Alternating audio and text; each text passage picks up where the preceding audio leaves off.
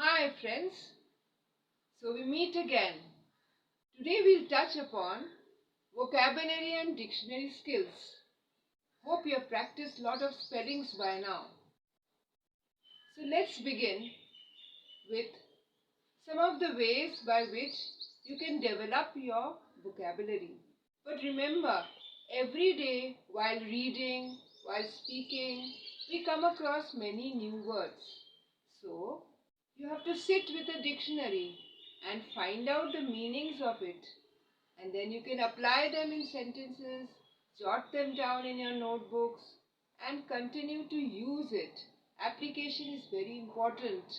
Unless you learn new vocabulary, unless you develop that skills, unless you develop dictionary skills, your composition, writing skills, speaking skills will be difficult to be developed.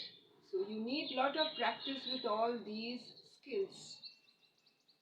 So today we touch upon few techniques or methods by which you can develop your skills. I think you're already doing it, but let's revise it once again. So to begin with, we start with synonyms. Now what are synonyms? They are words which are similar in meaning and which are more or less same. When you open dictionary, you will see they are more or less same. For example, stubborn, obstinate, both mean same.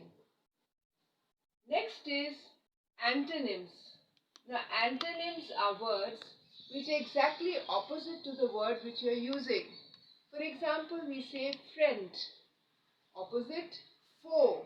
F-O-E means enemy. Next we have homophones. Now homophones are words which are similar in sound. Phone means sound, but different in spelling and meaning. For example, we take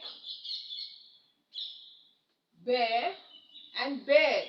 Now one is B-E-A-R and the other one is B-A-R-E. Another example is medal. Now M-E-D-A-L, medal means the trophy which you win after being victorious in anything, for example sports, any elocution.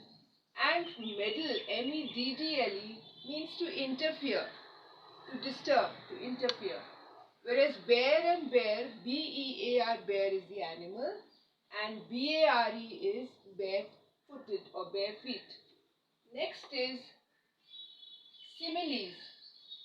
Now before we touch upon simile, let's also see homograph, which has another word like another term you can use as homonym.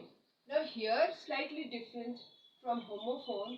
Here the word remains same, but meaning wise it's used in different way. If you open the dictionary, you will see one word having many meanings according to the different parts of speech. Now here I take upon the word bank. Now bank means one bank, which is noun, where money is deposited. Whereas the other bank meaning is the side of the river. Here both are nouns. Side of the river. You sit by the side of a river which is called bank.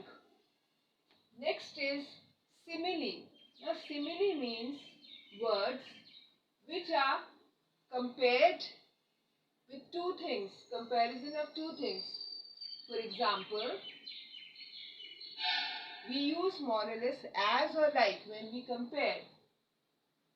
It is as blue as the sky. Now it can be anything which resembles blue color, or as white as dove or milk. Next we have analogy. Now analogy is a group of words which are similar to each other. For example, a horse is to a foal, baby of a horse, as goat is to a kid. So this is another way where you can develop your vocabulary skills and apply them in sentences. Then you have anagrams. Now anagram is very interesting.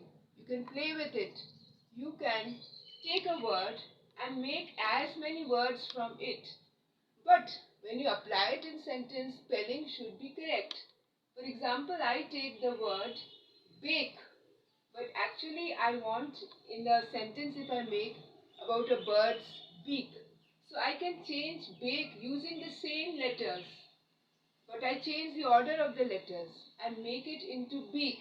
B-A-K changes into B-E-A-K. So you must see the sentence. Unless you make it and apply them in sentences, the spellings will be wrong, meaning will be entirely different. So you must sit with the dictionary and try to find out the meanings as much as possible. Besides this, there are other factors where you see you're developing your vocabulary. For example, we take in everyday products. Many new products are being invented and discovered, so many new words are cropping up. Next is professions. Now professionals have different names. A painter, artist, doctor, scientist, teacher, like this there are so many names you've come across. Instead of saying man, woman, you can use them. Use these words. Then nowadays as you go across in speaking, as you go to different countries, you will find many new words are coming up, and at the same time many new old words are being deleted or depleting. Besides this, we have proverbs, idioms, phrases which make your comprehension very interesting. Without new words, it is difficult. Without using proverbs, idioms or good phrases, the composition becomes not so interesting.